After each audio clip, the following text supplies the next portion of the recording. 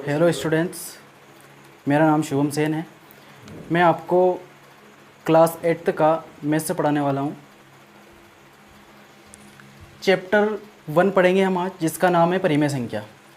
परिमेय संख्या को समझने से पहले उसके कुछ बेसिक कॉन्सेप्ट को हम समझेंगे।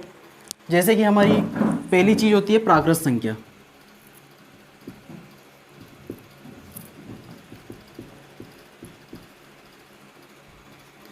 प्राकृत संख्या हमारी 1 से स्टार्ट होती है, 1 2 3 4 और ये अनंत तक जाती है। उसके बाद आती है हमारी पूर्ण संख्या, जो कि इसमें 0 और ऐड हो जाता है, और 0 1 2 3 4 और ये भी कहाँ तक जाती है, अनंत तक जाती है। उसी के बाद आता है हमारा पूर्णांक, जो कि क्लास 7th में हम पढ़ चुके हैं।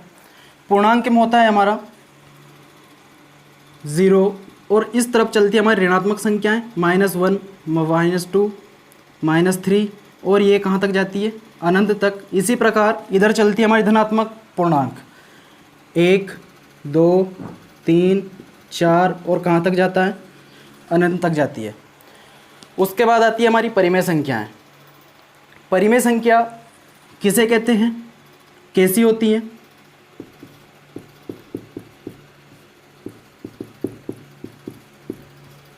परिमेय संख्या होती है हमारी P/Q के रूप में।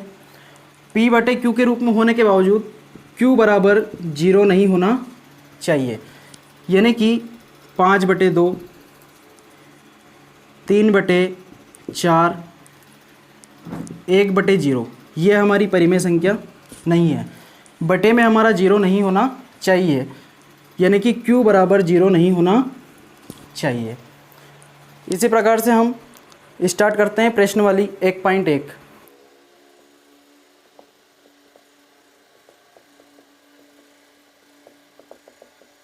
अब इस क्वेश्चन को सोल्व करने से पहले हमें दो चीज़ों को समझना बहुत आवश्यक है। एक है हमारा क्रम विनिमय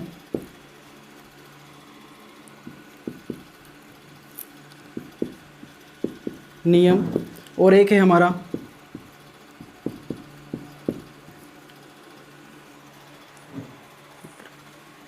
वितरण का नियम। सबसे पहले क्रम विनिमय नियम। क्रम विनिमय नियम जैसे a+b या फिर b+a। जैसे कि एग्जाम्पल से देखते हैं हम, 2+3 या 3+2। अगर 2 में हम 3 को जोड़ते हैं तो हमारे कितने आएंगे, 5, और 3 में अगर 2 को जोड़ते हैं तो हमारे आंसर कितने आते हैं, 5। यानी कि दोनों में हमारे आंसर सेम आ रहे हैं। यानी कि हम क्रम को अगर बदल दें और आंसर अगर हमारे सेम आते हैं तो उसमें हमारा नियम लगता है क्रम विनिमयता का नियम। गुणे में देख लेते हैं हम, 2 × 3 बराबर 3 × 2। 2 का हम 3 में गुणा करेंगे 6 आएगा, और 3 का हम 2 में गुणा करेंगे तब भी 6 आएगा। यानी कि हमारा क्रम, अगर हम संख्या का क्रम अगर बदल देते हैं, हमारे आंसर अगर चेंज नहीं होते हैं, यानी कि उसमें हमारा क्रम विनिमयता का नियम लग रहा है। अब हम a का गुणा b में करेंगे, a × b प्लस a का गुणा हम फिर c में करेंगे, a × c। a का b में किया ab प्लस a का c में किया ac। अब इसी को हम वापस इस फॉर्म में अगर लेके आते हैं तो ये बनता है हमारा वितरण का नियम। अब हम आते हैं पहले क्वेश्चन पर। पहला क्वेश्चन है हमारा। अब देखिए, इसमें हमें 2 पद दिखाई दे रहे हैं, 1 और ये 2, है ना, 2 पद। अब इन दोनों में देखें हम, क्या चीज़ हमें सेम दिखाई दे रही है, इसमें हमें सेम दिखाई दे रही है 3/5, और इधर भी 3/5। इन दोनों पदों को हम क्या करेंगे, पास में लेके आएंगे, -2/3 इंटू 3/5, इसको इस तरफ लेके आएंगे और इसको पीछे कर देंगे, -3/5 इंटू 1/6 प्लस 5/2। इन दोनों में 3/5 है, तो इसे हम क्या करेंगे, कॉमन यानी बाहर लेंगे और कोष्टक के अंदर जो हमारी संख्या बच रही है उसे हम कोष्टक के अंदर ले लेंगे। तो 3/5 अंदर क्या बचा, -2/3 -1/6 प्लस 5/2। अब इसको हम सोल्व करेंगे। आपने कक्षा साथियों में भिन्नों का जोड़ना, घटाव, गुणा, भाग आपने किया है, लेकिन एक बार और अपन यहाँ पे देखेंगे। -2/3 -1/6 इस प्रकार की भिन्न को जब भी हम सोल्व करते हैं सबसे पहले क्या करते हैं, हर का एलसीएम लेंगे। हर का एलसीएम लेंगे तो हर का एलसीएम लेने का सबसे सही तरीका है कि 3 और 6 का पहाड़ा लिखेंगे। 3 एकम 3, 3 दूनी 6 और 6 दूनी 12। इन दोनों में सबसे छोटी संख्या क्या आ रही है हमारी, 6। 6 में 3 का भी पूरा पूरा भाग जा रहा है और 6 का भी पूरा पूरा भाग जा रहा है। या फिर एक तरीका, इसका एलसीएम आ गया हमारा 6। एक तरीका ये भी है हमारा एलसीएम लेने का, जो कि हम हमेशा लेते हैं। इसमें सबसे छोटी संख्या 2 से भाग देंगे, 3 में 2 का भाग नहीं जाएगा। 3, 6 में 2 3 6, फिर 3 से 3 एकम 3, 3 एकम 3, दोनों का गुणा किया, कितना आ गया हमारा 6, यानी कि एलसीएम आया हमारा 6।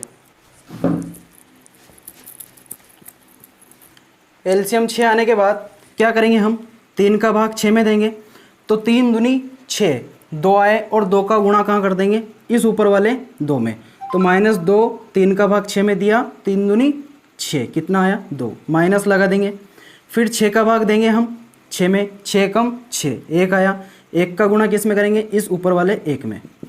2 दूनी कितने हुए 4, माइनस प्लस का गुणा माइनस में करेंगे तो माइनस आएगा। -1 एकम 1/6। माइनस माइनस क्या होता है, प्लस हो जाता है, लेकिन आंसर किस में आता है, माइनस में।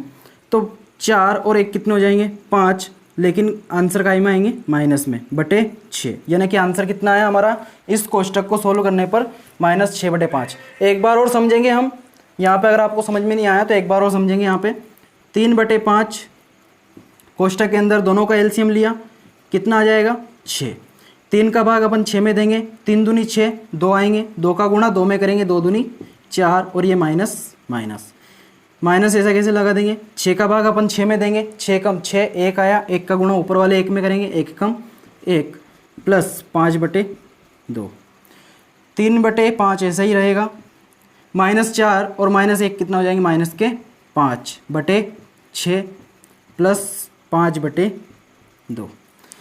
अब यहाँ पर हम इंटू लगाएं या ना लगाएं, लेकिन यहाँ पर हमारा इंटू ऑलरेडी रहता है, तो कोष्टक को हटाएंगे, लग जाएगा यहाँ पे 3/5 गुणित -5/6 प्लस 5/2। अब यहाँ पर नीचे भी 5 है, ऊपर भी 5 है, ये इन दोनों क्या हो जाएंगे, कट जाएंगे। 5 का भाग दे देंगे दोनों में, 5 एकम 5, 5 एकम 5। ये कब होता है, जब हमारे बीच में इंटू हो। इसको हम काटेंगे 3 से, 3 एकम 3, इसको भी 3 से काटेंगे, 3 दूनी 6, यानी कि ऊपर क्या बच रहा हमारा 1 और नीचे क्या बच रहा 2 एकम 2 प्लस 5/2। अब इसमें हमें एलसीएम लेने की आवश्यकता नहीं है। जब हर हमारा सेम हो, तो सेम हर को यहाँ लिखेंगे और 1 + 5, 5 और 1 कितना हो जाएगा 6।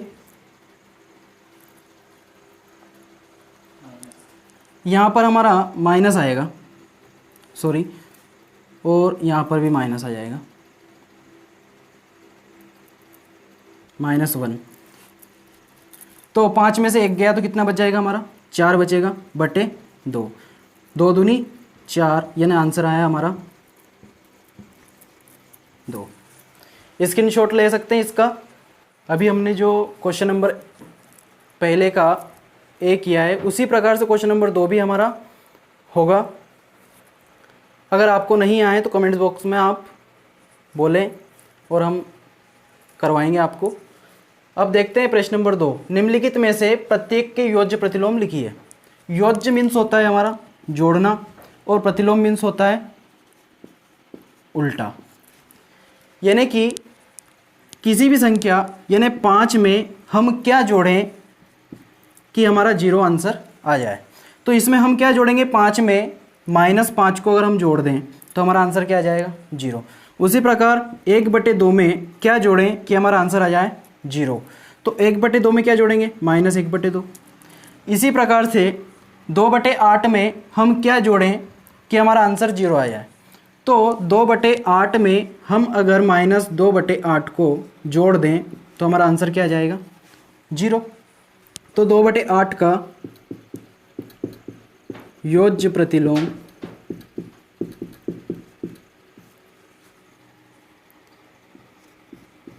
-2/8 होगा। इसी प्रकार -5/9 का योज्य प्रतिलोम क्या जोड़े इसमें? तो +5/9।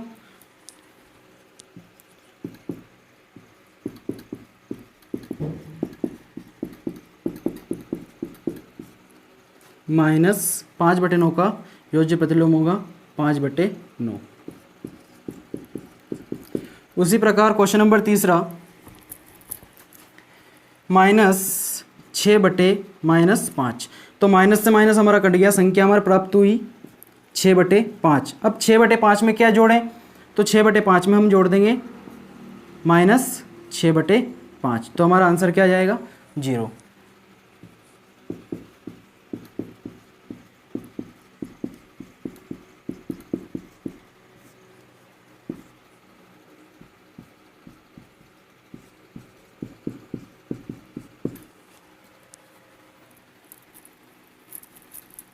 उसके बाद 2/-9।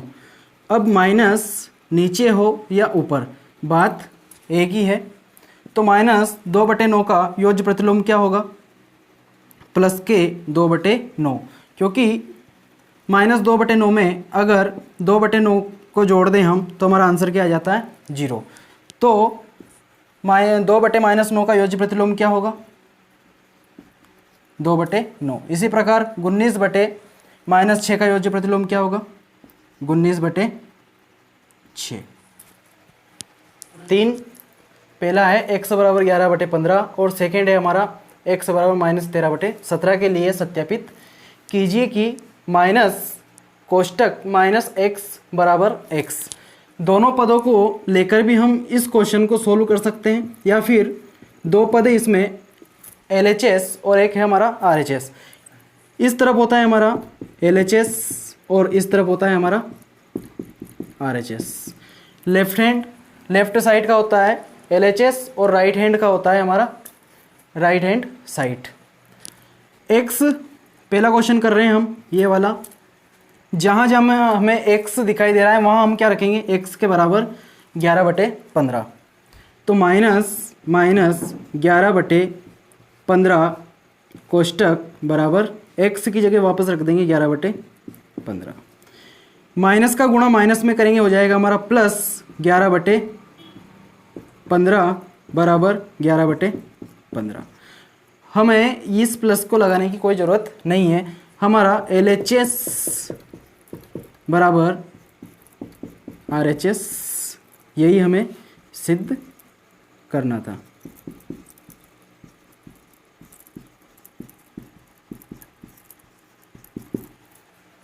उसके बाद देखेंगे हम question number second. Question number second, x बराबर -13/17। वापस लिखेंगे हम एक माइनस बराबर x। माइनस ऐसा कैसा रहेगा? कोष्टक माइनस x की जगह रख देंगे हम, इसकी जगह हम बड़ा कोष्टक ले लेते हैं 13/17 बराबर x। इस माइनस का गुणा माइनस में करेंगे, हमारा हो जाएगा प्लस, माइनस बाहर वाला बाहर रहेगा, माइनस माइनस माइनस का गुणा माइनस में करेंगे प्लस हो जाएगा 13/17 बराबर, यहाँ रख देंगे इसकी x की जगह हम 13/17, यहाँ पर भी 13/17। माइनस माइनस माइनस कोष्टक हटेगा, माइनस कहाँ जाएगा? -13/17 बराबर -13/17। 17, LHS बराबर RHS। क्वेश्चन नंबर 4 है हमारा, निम्नलिखित के गुणात्मक प्रतिलोम ज्ञात कीजिए। हमने क्वेश्चन नंबर 2 में पढ़ा था योज्य प्रतिलोम। योज्य प्रतिलोम में था हमारा कि ऐसी संख्या जैसे कि 5 है, तो 5 में किस संख्या को जोड़ें कि हमारा आंसर क्या आना चाहिए, 0। लेकिन इसमें हमें 0 नहीं लाना है। यह है हमारा गुणात्मक प्रतिलोम। गुणात्मक यानी गुणा और प्रतिलोम मीन्स उल्टा, यानी कि इसमें आना चाहिए हमारा -13 में किस संख्या से गुणा करें कि हमारा आंसर 1 आ जाए। तो 1 कब आता है, जब हम -13 में -13 का भाग देंगे, तब हमारा क्या आएगा, 1। जैसे 2 में किस संख्या को गुणा करें कि हमारा आंसर 1 आ जाए, तो 2 में हम 2 का ही भाग देते हैं तब जाके हमारा 1 आता है ना। तो हम क्या करेंगे, इसका गुणात्मक प्रतिलोम क्या हो जाएगा, 1/2। 2 से हम 2 में भाग देंगे, क्या बच गया हमारा, 1। उसी प्रकार से 3/2। अब 3/2 में हम किस संख्या का गुणा करें कि हमारा आंसर कितना आ जाए, 1 आ जाए। तो इसको क्या कर देंगे हम, उल्टा, यानी 2 को ऊपर और 3 नीचे। तो 3 से 3 हमारा खत्म, 2 से 2 खत्म, आया क्या हमारा आंसर, 1। इसी प्रकार से इन सवालों को करेंगे। -13, अब -13 में हम किस संख्या का गुणा करें कि हमारा आंसर 1 आ जाए। तो हम इसमें गुणा करेंगे -1/13। 13 से हम 13 को काट देंगे, माइनस का गुणा माइनस में होगा, प्लस यानी बचा हमारा 1, यानी कि -13 का गुणात्मक प्रतिलोम हुआ हमारा -1/13। -13/19 अभी मैंने बताया था 2/3 का किस में गुणा करें, तो 3 कहाँ चला जाता है, ऊपर, और 2 कहाँ जाएगा, नीचे। तब जाके हमारा आंसर क्या आ जाएगा, 3 से 3 खत्म, 2 से 2 खत्म, तो हमारा आंसर आ जाएगा 1। उसी प्रकार से -13/19, तो इसका योज्य प्रतिलोम क्या हो जाएगा, -19/13। 19 से 19 खत्म, 13 से 13 खत्म, माइनस का गुणा माइनस में होगा, हमारा आंसर आ जाएगा प्लस, और आंसर आ गया हमारा 1। तो -13/19 का योज्य प्रतिलोम क्या हुआ, -19/13। उसी के बाद हम देखेंगे 1/5 का गुणात्मक प्रतिलोम क्या होगा। तो इसी का उल्टा हो जाएगा, 1/5 का हो जाएगा 5/1, या फिर हम 5 लिख सकते हैं, है ना, ओनली 5 लिख सकते हैं, क्योंकि 5 में हम 1 का भाग देंगे तो 5 ही आएगा। अगला क्वेश्चन बहुत ज़्यादा अच्छा है। पहले हम इसको क्या करेंगे, सरल करेंगे, क्योंकि बिना सरल किए हम इस सवाल को नहीं कर सकते। तो -5/8 गुणित -3/7, माइनस का माइनस में गुणा करेंगे, कितना आ जाएगा, क्या आएगा, प्लस। और अगर ऊपर नीचे देख लें, अगर कहीं कट रहा है तो काट देंगे, नहीं कट रहा है तो डायरेक्ट हम क्या करेंगे, 5 का गुणा 3 में करेंगे, 3 × 5 = 15 और 8 × 7 = 56, यानी कितना आया, 15/56। तो इसमें किसका गुणा करें कि 1 आ जाए, तो 56/15 का गुणा कर देंगे, हमारा आंसर क्या आ जाएगा, 1। तो इसका योज्य प्रतिलोम गुणात्मक प्रतिलोम क्या हुआ, 56/15। उसके बाद इसको भी सोल्व करेंगे, -1 × -2/5। इसके बट्टे में, जिसके बट्टे में कोई नहीं होता है उसके बट्टे में कौन होता है, 1 होता है। ऊपर का गुणा ऊपर करेंगे, माइनस का गुणा माइनस में करेंगे, प्लस हो जाएगा, और 2 एकम 2, 5 एकम 5। इसका योज्य प्रतिलोम क्या हो जाएगा, 5/2। 5 ऊपर आ जाएगा, 2 नीचे चला जाएगा, 5 एकम 5, 2 एकम 2, आंसर क्या आएगा, 1। तो इसका योज्य प्रतिलोम क्या हुआ हमारा, 5/2। -1 का गुणात्मक प्रतिलोम, 1 में 1 का ही हम गुणा करेंगे, है ना। तो -1 का योज्य प्रतिलोम क्या होगा, 1/-1, है ना। तो इसका योज्य प्रतिलोम क्या हो जाएगा, 1/1। क्वेश्चन नंबर 5 है हमारा, निम्नलिखित प्रत्येक में गुणन के अंतर्गत उपयोग किए गए गुणधर्म का नाम लिखिए। हमें नाम लिखना है कि किसमें कौन सा गुणधर्म लग रहा है। -4/5 × 1 बराबर 1 गुणित -4/5। देखिए आप इस दोनों पदों में 1 का गुणा हो रहा है। जब हम किसी भी संख्या में 1 का गुणा करते हैं तो हमें वापस वही संख्या प्राप्त हो जाती है। इसमें हमें लग रहा है गुणात्मक तत्समक। उसके बाद दूसरा है, इस दोनों पदों में आपको कुछ लग रहा होगा, दोनों में संख्या सेम है लेकिन क्रम को बदल रखा है, क्रम को बदल के गुणा कर रखा है। इसमें हमारा लग रहा है क्रम विनिमयता। तीसरा है -19/29 इंटू 29/-19 बराबर 1, यानी कि -19/29 में इसी का उल्टा, उल्टा का मतलब होता है प्रतिलोम, यानी कि इसका गुणात्मक प्रतिलोम किया है, तो हमारा लग रहा है गुणात्मक प्रतिलोम गुणधर्म।